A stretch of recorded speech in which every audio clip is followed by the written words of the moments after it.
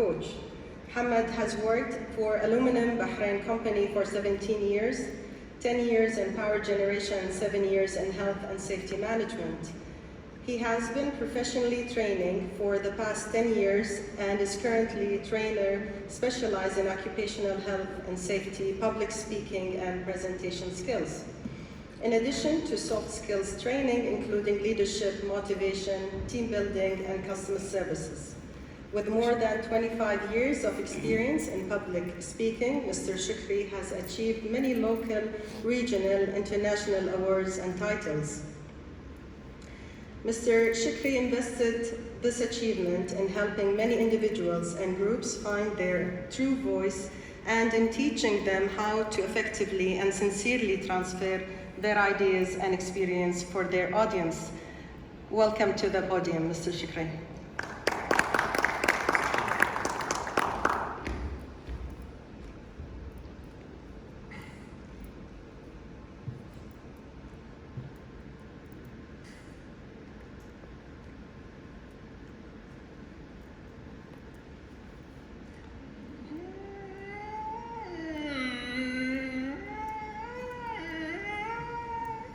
Did you hear that?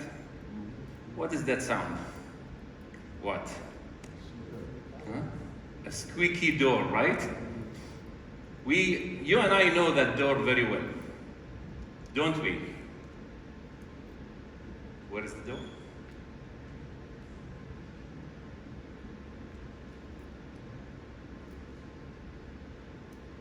Yeah. شوف حاتم.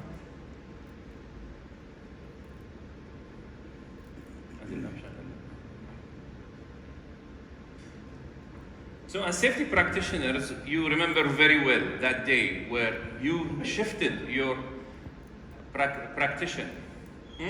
profession. You went into safety. You have no idea what brought you here. You have, like me, not decided to go there. Many of you maybe chose, but if you were like me, you actually did not graduate from engineering or business to be a safety practitioner. You know the circumstances that took you there, right?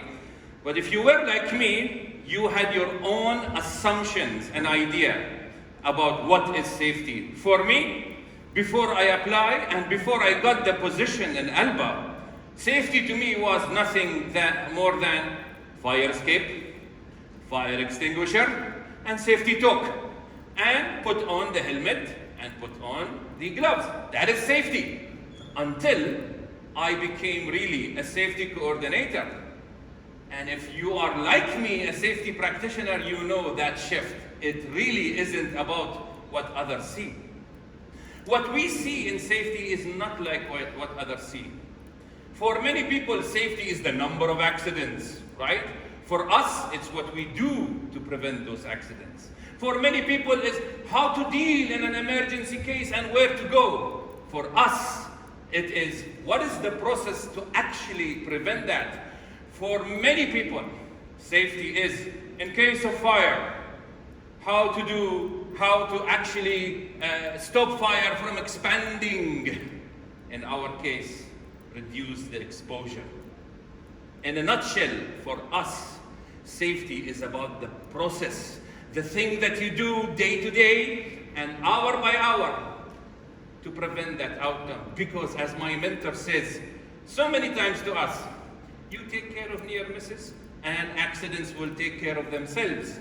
Of course, he always kept saying, you take care of the process, you take care of the proactive safety, of the inspections, of the risk assessment, and then the accidents will take care of themselves.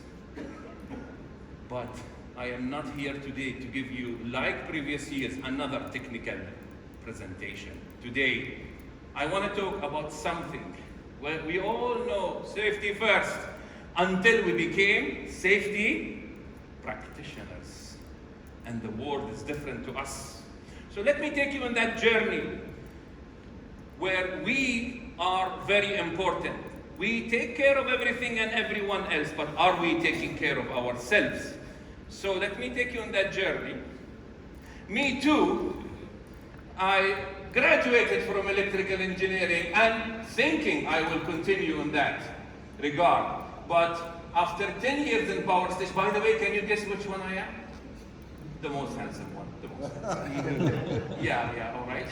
So, yeah, 10 years in the power station in Alba, and then I find myself suddenly in SHE department, Safety, Health and Environment. SHE department. Someone made it sound like a woman. Anyway, so I joined the squad, and you are a newcomer, new safety guy. Do you really choose what to do? No, if you are new. So you have to do a number of things. But in 2004, Alba was expanding to Line 5. We had lots of contractors flooding into Alba. There is no time. We have to meet the contract dates. So safety induction was one of the things that we had to do. In fact, we had only 2 days in a week to do the safety inductions, but the number of contractors were so many. So every day you see these big groups of people standing outside waiting to get into the room, get the safety induction by me and others before we sign the badges. Because no way we will compromise on safety. So instead of 2 days a week, it was 5 days a week, no time to lose. And sometimes more than one induction a day. We split the work between each other and the department, but guess who ended up doing most of the inductions?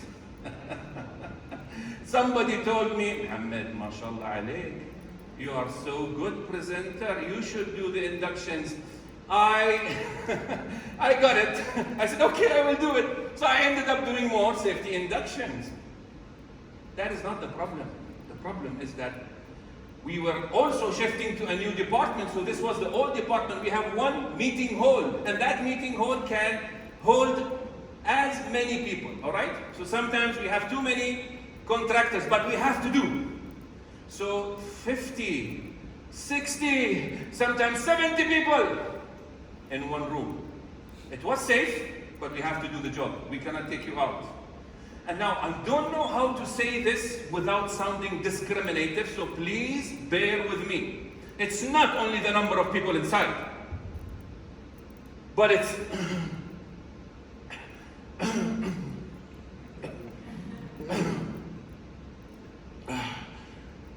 you get me? Safety practitioners, you know what I mean? You know what I mean, not right? You know what I'm talking about, right? Absolutely. And maybe you think I'm racist or something, but guess what? There are Bahrainis, 7 nationalities coming, flooding through the safety department because they have to work there. And I'm telling you, their smell is not good.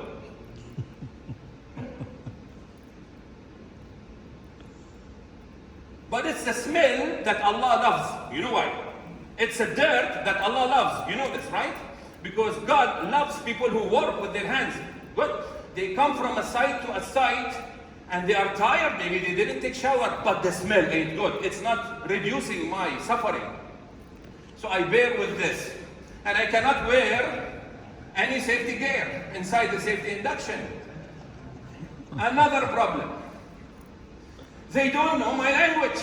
I have a presentation in English and in Arabic, but majority speak. The other 5 nationalities, they speak like Hindi, okay? So what do? I tell the foreman, that was the case, because they have to understand. Can you please translate? So the 1 hour presentation becomes how many hours? 2. So I speak English, yalla. He speaks Hindi. I speak English, he speaks Hindi. So I have more what? Shino? Suffering. Adil? So it didn't make my life go, but safety first, safety first. And I kept doing this until I felt that I was utilized, exploited, all right? My people are going out doing the patrolling, doing the inspection, doing the investigation, doing all the fancy things. I want to go out. I want to meet the managers and show myself to the managers. Mohammed Shukry, I am from safety department. Can we have a... No, Mafi, you have to do the induction. And my friends are running away with the truck and doing all this stuff. One day, I was delivering the induction. I keep the door open, the only ventilation. I keep the door open. So my friend at the end of the corridor, He leaves his office and comes and walks slowly. They don't see him. I see him coming close, and he's doing something like this. Mohammed, شنو ذي? What is this? He is smelling in his office. And I'm like, عرفت الحين? Now you know? You feel like me? He said, oh Allah. And then he did the amazing thing with the door. He put his hand to the door and closed it. So that Havrata doesn't smell in his office. Do you know how bad that is? Every day. My prayers and hopes that this will end soon, but it didn't. More contractors coming, more work is coming. I had to be more creative. So after 1 year listening to the foreman who speaks Hindi, I told him, stop, Raju, today no translation. I will do it. So I started delivering the induction in Hindi. And guess what? Everybody there knows Hindi, including and especially Bahrainis. Bahrainis malum Hindi, right? So I save time. From 2 hours it becomes, 1 hour. But still it is what? Oh my God. It didn't solve this problem. So I keep suffering. So I create new ways. I try to make it fun. I make a quiz. What is the emergency number in Alba? Yalla. 3333. No. Teen. No. Moon. 3 languages. Everybody's having fun. Then we do a role play. I take one of the contractors, I put him on the floor, and I say, Yalla, your friend is on the floor. What will he do? What is the emergency? And people are laughing. Having good time, learning safety with fun. And my managers used to hear a lot of clapping and laughing, and they told me, Mohammed, what's happening? This is safety induction, it cannot become like this. I had to do this, Ya Shabab, man lahu hilatun. But it did not reduce the smell. So that day, every day I come to the gate, my prayers to Allah, inshallah today there is no induction, and that day happened. I came there, the meeting room was booked for an important meeting. I quickly went to my helmet and took the key of the truck and ready to escape and go to the departments, and someone pulls me back. Where are you? Where are you going? There is no induction. Who said there is no induction? See how many contractors outside, we have to do the induction. There is no meeting room. Who said there is no meeting room? The old medical building, no electricity. It is under renovation, you go there. They did the extension cords for the projector, and when I went inside the door, no electricity, like Dracula's castle. You open the door.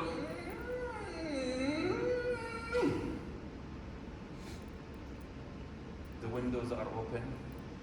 The sun ray is coming. Do you know when the sun ray comes in the room and you see the dust? Right? And you're smelling that dust? Actually, you are smelling it anyway, but you didn't see it. That day I was seeing it. And delivering induction for 120 labors. I hated myself that day. I hated what my friends are doing to me, using me because I'm the new safety guy. Then in the middle of my induction, something happened.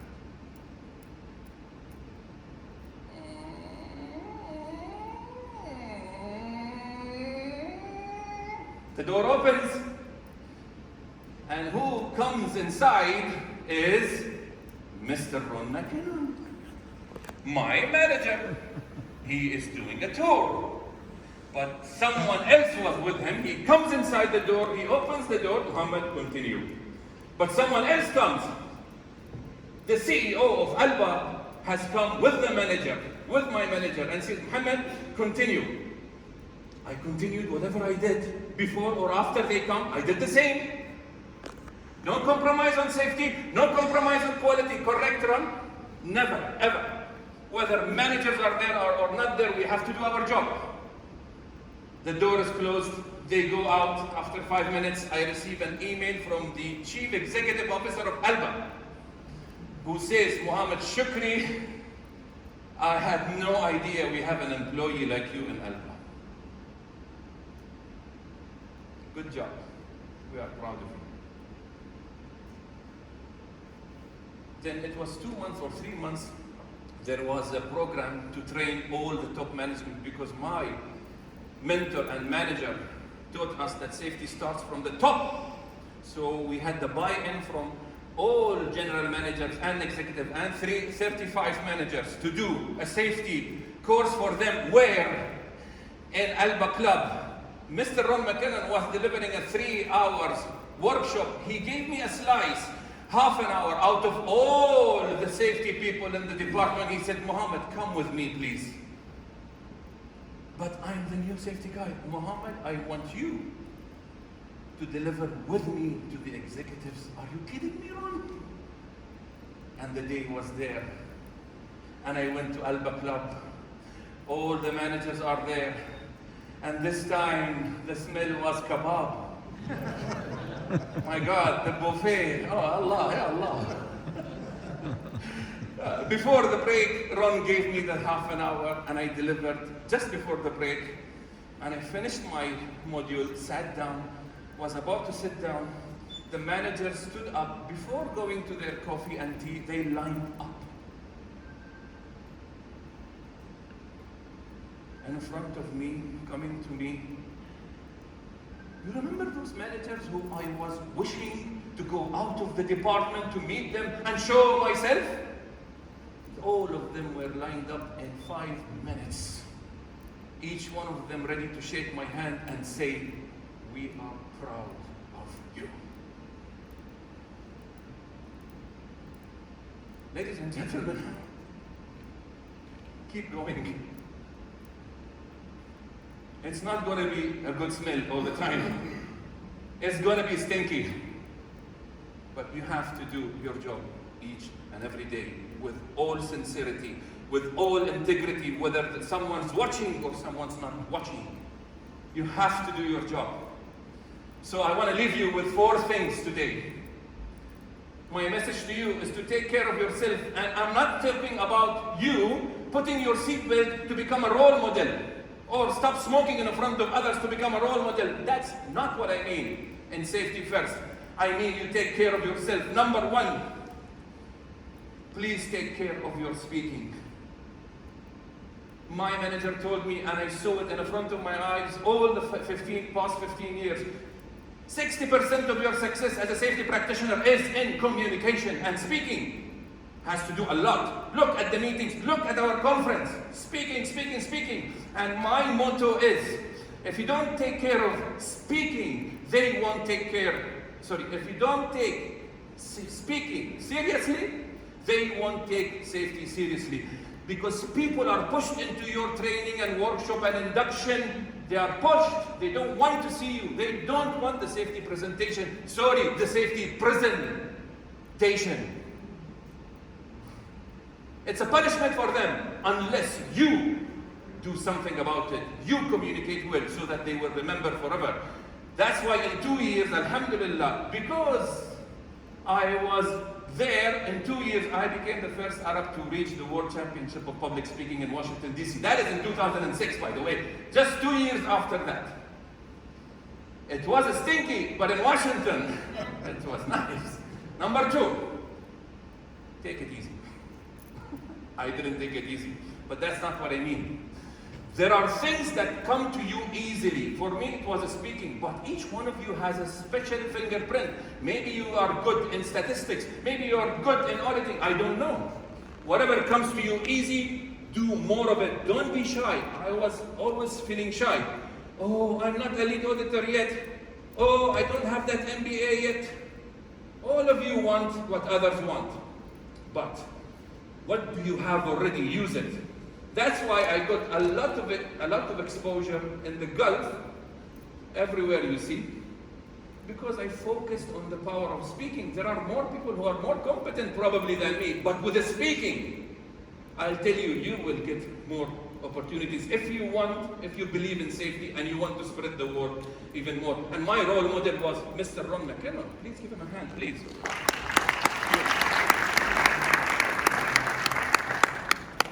Number 3, well, we do take care of others, right? And they come multiple nationalities. I don't know what's happening in the world. Actually, I know. You see, we are the department who takes care of everyone, even if they are not employees of the company, correct? We really do take good care of them. Love is important time, and I don't mean that romantic love, of course. That unconditional human love, the human in us. That's my hyperlink. All right? So please, no shouting at anyone. We don't do this. We don't shout at anyone just because he's a laborer. We don't look at anyone because he's not Bahraini. We don't look low at anyone. This is our job. We can spread this number. And finally, please have fun. Make safety fun, please. You want to speak Hindi, you want to speak, I don't know, whatever language, you want to do role plays. Please don't make people run away from safety more than this. And you can do this with your communication skills and a little bit of humor, which we also were enjoying from our role model, Ron McKinnon. So finally, again, safety, it's not about the outcome, it's about what we do in the process. And you practitioners, it's not about the money that you will get, the position that you will get, or the honor to stand here. That is irrelevant. But how do you spend your journey? Each day, keep going, keep growing, because you never know. One day,